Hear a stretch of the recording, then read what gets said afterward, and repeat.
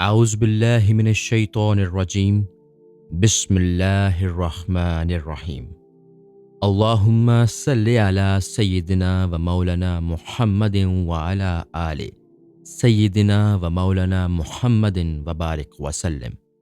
باب نمبر 50، حضرت ابن عطا رحمۃ اللہ علیہ کے حالات و مناقب۔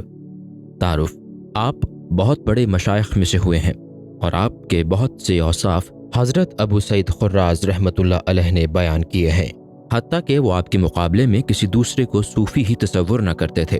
حالات: ایک مرتبہ آپ کو گریہ وزاری کرتے ہوئے لوگوں نے سبب پوچھا تو فرمایا کہ کم سنی میں نے ایک شخص کا کبوتر پکڑ لیا تھا اور اس کے معاوضہ میں اس کے مالک کو 1000 دینار دے چکا ہوں، لیکن پھر بھی یہ تصور ہے کہ نامعلوم مجھے کیا سزا دی جائے گی۔ پھر کسی نے سوال کیا کہ آپ قرآن کی یومیہ کتنی تلاوت کر لیتے ہیں؟ فرمایا کہ 14 سال قبل تو ایک قرآن یومیہ ختم کر دیتا تھا، لیکن اب 14 سال سے میں نے قرآن شروع کیا ہے تو اب تک صرف سورہ انفال تک پہنچا ہوں۔ آپ کے 10 لڑکے تھے اور ایک مرتبہ دوران سفر ڈاکوؤں نے انہیں پکڑ کر ایک ایک کر کے 9 لڑکوں کو آپ کے سامنے ہی قتل کر دیا، لیکن آپ آسمان کی جانب نظریں اٹھائے ہوئے مسکراتے رہے، اور جب 10ویں لڑکے کی باری آئی تو اس نے کہا کہ کس قدر افسوس کی بات ہے کہ آپ باپ ہو کر کچھ تدارک کرنے کی بجائے مسکرا رہے ہیں۔ آپ نے فرمایا کہ ہر امر کا فاعل حقیقی اللہ تعالیٰ ہے اور وہ اپنی مصلحت سے جو کچھ بھی کرتا ہے اس میں بندے کو دم مارنے کی اجازت نہیں۔ یہ سن کر حضنوں پر عجیب سی کیفیت طاری ہو گئی اور انہوں نے عرض کیا کہ اگر آپ یہ بات پہلے کہہ دیتے تو تمام صاحبزادے قتل ہونے سے بچ جاتے۔ ایک مرتبہ آپ نے حضرت جنید سے فرمایا کہ مالداروں کا فقراء سے زیادہ مرتبہ ہے، کیونکہ روز محشر جب ان کا محاسبہ ہوگا تو ایک محاسبہ تو اعمال کا ہوگا اور دوسرا محاسبہ دولت کا مزید بڑا ہوگا، لیکن حضرت جنید نے فرمایا کہ فقراء کا مرتبہ مالداروں سے اس لیے زیادہ ہے کہ جب مالدار قیامت میں فقراء سے معذرت خواہ ہوں گے تو ان کا یہ عذر اپنی محاسبہ سے زیادہ ہوگا۔ جب آپ سے کسی نے سوال کیا کہ صوفیہ کرام دوران گفتگو ایسے الفاظ کیوں استعمال کرتے ہیں جس سے دوسرے بے بہرا اور حیرت زدہ ہوں، فرمایا کہ صوفیہ یہ چاہتے ہیں کہ ان کی بات سوائے صوفی کے کسی کے پلے نہ پڑے، اس لیے زبان سے ہٹ کر گفتگو کرتے ہیں۔ ارشادات: آپ فرمایا کرتے تھے کہ بہتر علم و عمل وہی تھا جو گزشتہ لوگوں نے حاصل کیا اور ان پر عمل پیرا رہے۔ فرمایا کہ اسرار کو میدان عمل میں تلاش کرو، پھر میدان حکمت میں، پھر میدان توحید میں، اور اگر کہیں نہ ملیں تو امیدوں کو منقطع کر لو۔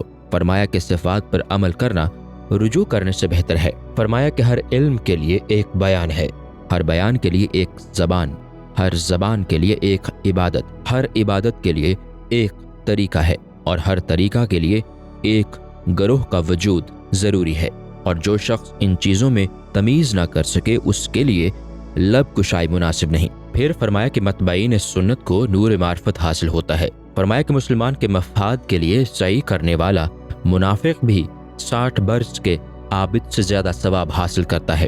فرمایا کہ قرآن و حدیث سے بلند کوئی مقام نہیں۔ فرمایا کہ خدا کی عبادت نہ کرنا انتہائی غفلت ہے۔ پھر فرمایا کہ خدا کے سوا اگر کوئی شخص کسی دوسرے شے سے سکون حاصل کرتا ہے تو آخرکار وہی شے اس کے لیے باعث ہلاکت بن جاتی ہے۔ فرمایا کہ عمدہ گناہ وہی ہے جس میں توبہ کی توفیق نصیب ہو، اور بدترین ہے وہ اطاعت جس میں خود بینی رونما ہو جائے۔ فرمایا کہ وسائل پر اعتماد کرنے سے تکبر جنم لیتا ہے۔ فرمایا کہ دولت کا ڈاکو بھی طالب دنیا ہوتا ہے۔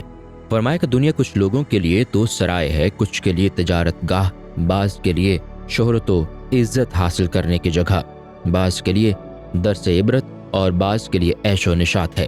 چنانچہ ہر فرد اپنے ہی تصورات کے اعتبار سے دنیا سے دلچسپی رکھتا ہے۔ فرمایا کہ شہوت قلب مشاہدہ ہے اور شہوت نفس دنیاوی عیش و دوام ہے۔ فرمایا چونکہ فطرت نفس بے ادبی پر قائم ہے اس لیے نفس کو ہر لمحہ مؤدب رہنے کا حکم دیا گیا ہے، اور خواہش نفس اور عبادت کے صلہ کی تمنا بندے کو خدا کا دشمن بنا دیتے ہیں۔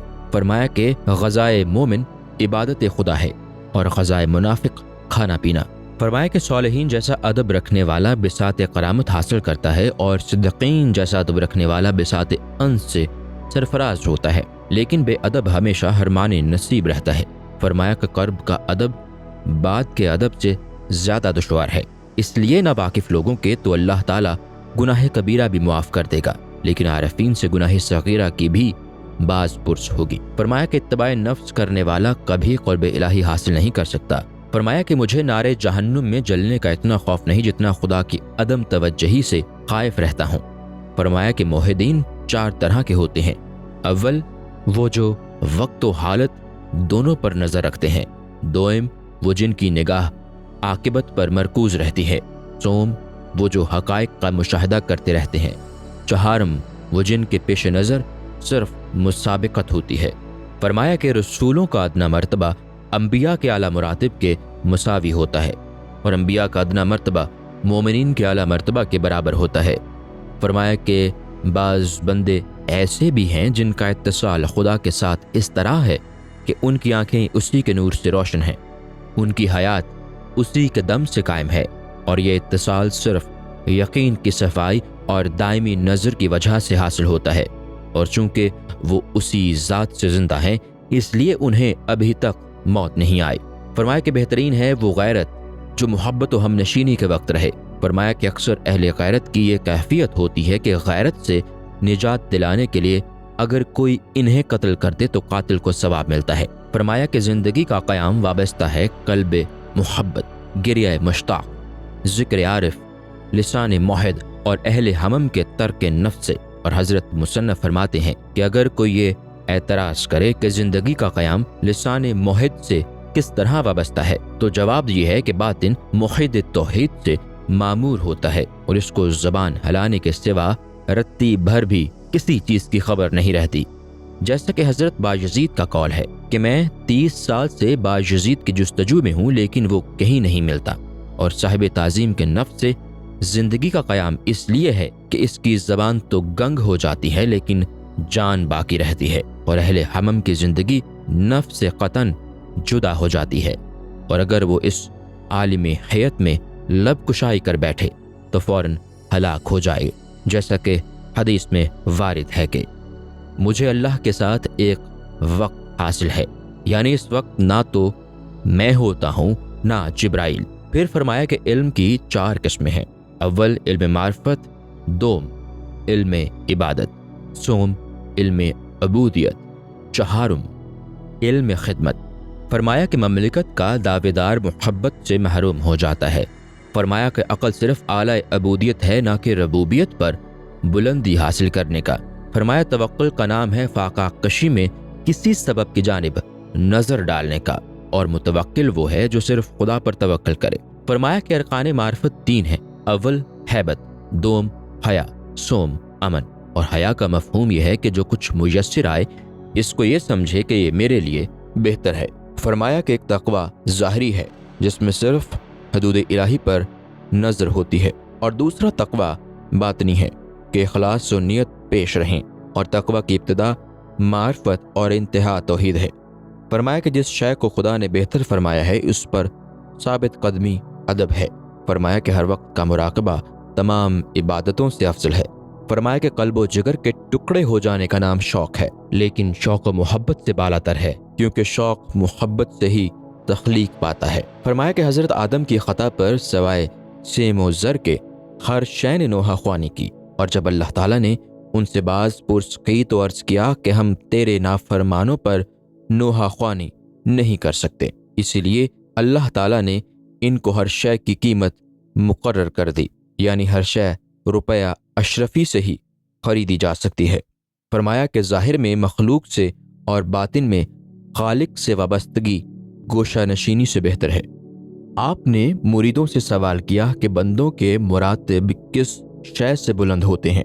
کسی نے جواب دیا صائم الدہر رہنے سے، کسی نے کہا کہ ہمیشہ نماز میں مشغول رہنے سے، کسی نے کہا خیرات و صدقات جاری رکھنے سے، لیکن آپ نے فرمایا کہ صرف اسی کو بلند مراتب حاصل ہوتے ہیں جن کے اخلاق عمدہ ہوں۔ لوگوں نے خلیفہ وقت سے آپ کے زندیق ہونے کی شکایت کی تو وزیر نے آپ کو بلا کر برا بھلا کہا، اور آپ کے چمڑے کے موزے اتروا کر انہی سے اس قدر زد و کوب کیا کہ آپ کے اوپر غشی طاری ہو گئی، اور ہوش آنے کے بعد آپ نے اس کے حق میں یہ بد دعا فرمائی کہ اللہ تعالیٰ تیرے دست و پا قطع کرا دے۔